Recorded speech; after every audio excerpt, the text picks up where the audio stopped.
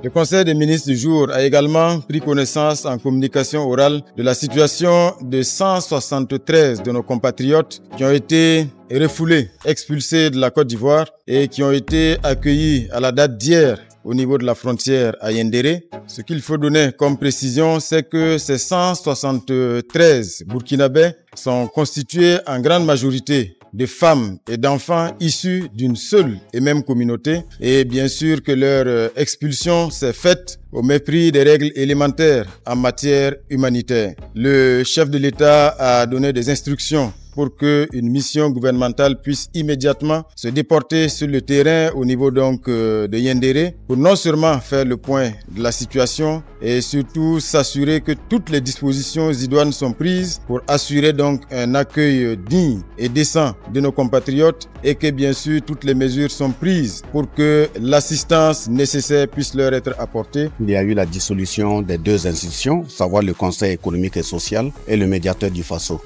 Au niveau du Conseil économique et social, le personnel qui y officiait était pratiquement tous de la fonction publique. Nous n'avons fait que procéder à un redéploiement. Mais au niveau du médiateur du Faso, qui comptait 109 personnes, il s'est retrouvé que parmi ce personnel, 109 personnes, il y avait des agents venant directement de la fonction publique, donc redéployés là-bas. Mais il y avait également d'autres agents qui avaient été recrutés par les premiers responsables en complément. Je pourrais me permettre le terme de dire que malheureusement, le recrutement n'a pas suivi les normes des textes qui régissent la vie des fonctionnaires au niveau de la fonction publique. Ça veut dire que c'est la loi 028 qui porte code du travail dans notre pays qui a été mise en application dans l'octroi de ces contrats avec ces types d'agents. Nous avons procédé donc à une analyse de comment il faut gérer ce passif social au niveau du personnel pour ne pas créer une crise. Donc la première étape a consisté à redéployer systématiquement tous ceux qui étaient des agents de la fonction publique qui y avaient été affectés. La deuxième catégorie, ce sont ceux qui possédaient des contrats à durée déterminée. La majeure partie de ce type de personnel, leur contrat à durée déterminée prenait fin au mois de juin. Donc il restait une seule personne parmi eux dont son contrat doit prendre fin le 31 décembre 2025. La troisième catégorie de personnes, ce sont ceux qui avaient obtenu un contrat à durée indéterminée. Et parmi ce groupe également, il y avait des retraités, ça veut dire des agents qui étaient retraités. Et je pense que ça doit être des agents de sécurité, 7 gendarmes qui étaient retraités, mais avec que l'institution les avait réengagés sur la base de contrats à durée indéterminée. Sur la base de l'analyse des tests qui régissent le monde du travail, eux également, ils ont été libérés. Donc, il nous reste en gros 35 personnes. Et parmi les 35 personnes, il y a 34 qui ont des contrats à durée indéterminée et un seul chauffeur qui a un contrat à durée déterminée qui prendra fin en décembre 2025. Maintenant, le Conseil des ministres a donné l'autorisation de gérer ce passif, pas en les intégrant en tant qu'agent de la fonction publique conformément au texte, mais en les redéployant au niveau du ministère de la fonction publique qui pourra les mettre à la disposition de toute institution qui viendrait à poser une préoccupation en besoin de personnel. Parce que la composition du personnel, elle est très diverse. Il y a des journalistes, il y a des juristes, il y a des secrétaires, il y a des chauffeurs. Donc, dès lors qu'une institution est dans un besoin de requête d'une personne pour un service bien déterminé, si nous recevons la requête, nous allons regarder parmi eux et voir quel est son niveau de professionnalisme qui soit capable de lui permettre d'y servir. Et en dernière position, étant donné que c'est un type de personnel particulier, en ce qui concerne leur masse salariale, elle sera tout simplement reversée de façon mensuelle ou annuelle au niveau du ministère de la fonction publique et c'est à ce niveau-là que nous allons procéder à leur paiement. Ça veut dire les gérer jusqu'à les libérer au fur et à mesure que leur moment de retraite va arriver. Et terminé, je dis, nous avons tiré aussi des leçons. Des leçons à l'endroit de ceux qui sont nommés à la tête des institutions. Une institution qui agit au nom de l'État doit suivre exactement les règles, les règlements, les lois, les décrets qui doivent permettre à l'institution de fonctionner pour ne pas laisser des passifs qui sont difficiles à gérer. Autrement dit, il n'appartient pas à un premier responsable d'une institution, qui soit-il, de recruter des agents dans l'institution en violant les textes à travers lesquels on devait recruter l'agent pour servir l'État. Parce que le premier responsable, il peut partir à tout moment et s'il laisse un passif derrière lui qui est difficile à gérer, ça fait des cas de crise sociale. Et là, ce n'est pas du tout bien. Aucun des 35 ne sera licencié parce qu'on a fait également un point. Si c'était un licenciement et payer leurs droits, l'État allait devoir débourser 129 980 970 francs CFA. Donc nous avons préféré, pour ne pas ajouter des crises aux crises, de les garder et de les gérer de façon tactique jusqu'à atteindre leur retraite et puis les libérer. Mais ils vont continuer de servir l'État d'une façon ou d'une autre, quelle que soit l'institution où ils seront affectés. Au titre du ministère de l'Énergie, des Mines et des Carrières, le Conseil a examiné un rapport relatif à la situation de l'électrification dans les zones rurales. De ce rapport, il ressort un certain nombre de difficultés, mais également d'insuffisances qui ne sont pas en faveur du relèvement du taux d'électrification dans les zones rurales. Parmi ces difficultés, il a noté l'inorganisation de certaines localités qui sont sous la gestion des coopératives d'électricité. Il est également noté que certaines localités qui sont sous la gestion des coopératives n'arrivent pas à mettre en œuvre des plans d'extension. Tous ces éléments ne sont pas en faveur de relèvement du taux d'électrification. Alors, le Conseil a entériné un décret qui va apporter un certain nombre d'innovations. Parmi ces innovations, il y a que le territoire sera désormais découpé en zones administratives qui va coïncider avec les régions administratives telles qu'on les connaît aujourd'hui. Chaque région administrative devra faire l'objet de concessions, d'une ou de plusieurs concessions. Et à travers ces concessions, chaque entreprise privée qui va postuler va arrêter un plan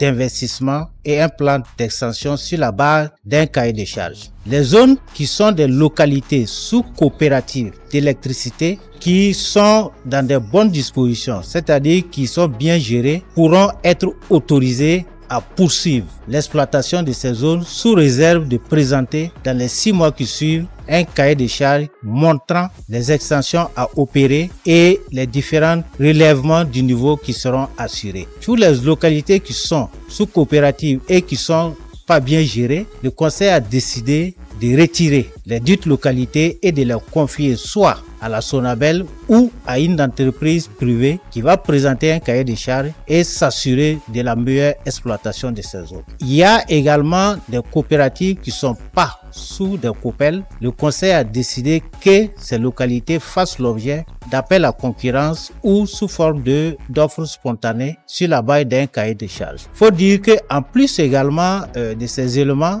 chaque coopérative ou chaque entreprise soumissionnaire ou concessionnaire devrait également présenter un cahier de charges qui prend en compte l'usage productif d'électricité. L'usage productif d'électricité, c'est quoi?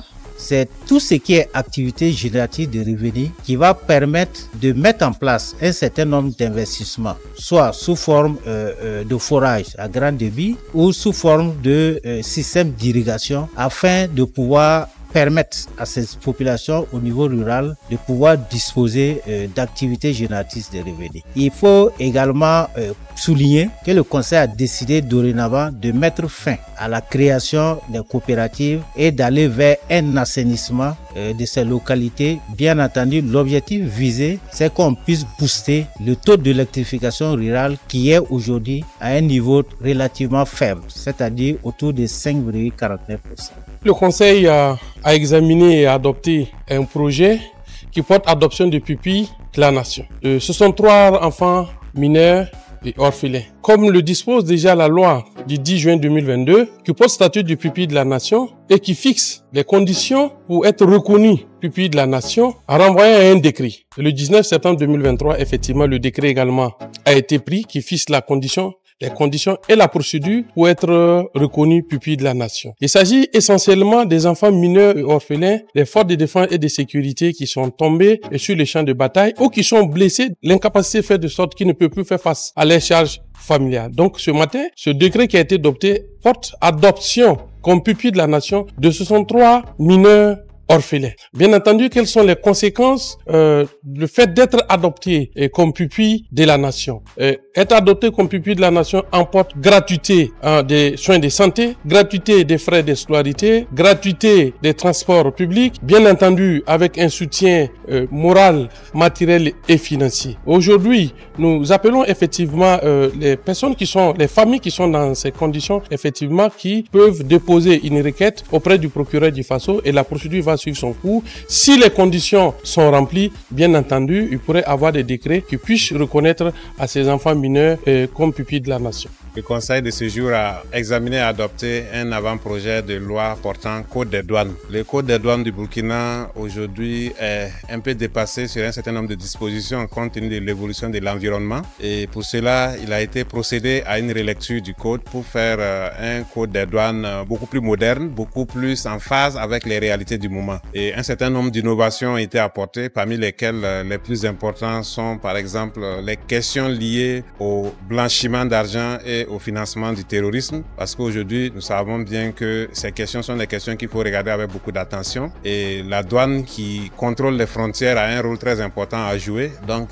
ces questions ont été prises en compte pour faire en sorte que nous puissions disposer d'un dispositif beaucoup plus moderne, beaucoup plus efficace de lutte contre le financement du terrorisme et le blanchiment des capitaux. Également, nous sommes aujourd'hui aussi dans un contexte d'insécurité qui commande que la douane puisse jouer un rôle très important dans la lutte contre l'insécurité, notamment par le contrôle de l'importation des armes, mais également aussi par sa participation donc aux opérations sur le terrain. Et enfin, il a été pris en compte tout ce qui est innovation liée au commerce électronique. Cela va permettre donc à la douane d'avoir un dispositif qui permet de prendre en compte les réalités du marché international et également du marché national, et également renforcer les dispositifs de collecte des ressources, parce que la douane est une régie financière qui a un rôle très important à jouer dans la mobilisation des ressources intérieures. Donc ce nouveau code va permettre de renforcer la collecte des ressources sans aboutir à une augmentation des droits de douane, mais mieux organiser la collecte des droits de douane pour qu'on puisse effectivement faire face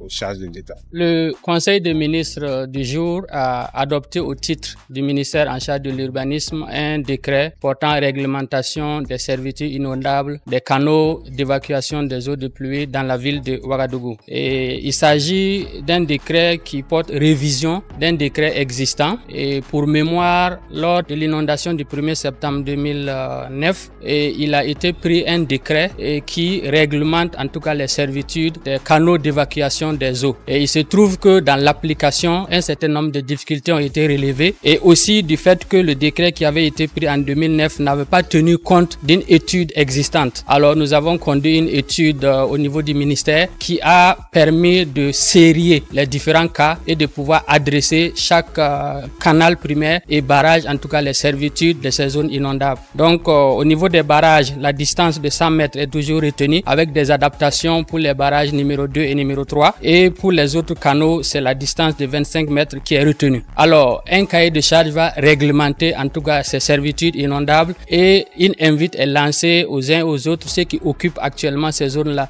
de pouvoir les libérer parce que c'est de leur propre sécurité. Et des orientations aussi ont été données par le président du Faso pour que des zones, des espaces qui sont contigus à ces servitudes-là, on puisse avoir un plan d'aménagement d'ensemble pour pouvoir en tout cas ériger des immeubles pour pouvoir agrémenter les zones qui bordent ces servitudes inondables. Donc ce décret en tout cas permet de prendre en compte les réalités du terrain et permettra en tout cas de pouvoir réglementer ces zones-là, de définir des zones constructibles et des zones inconstructibles.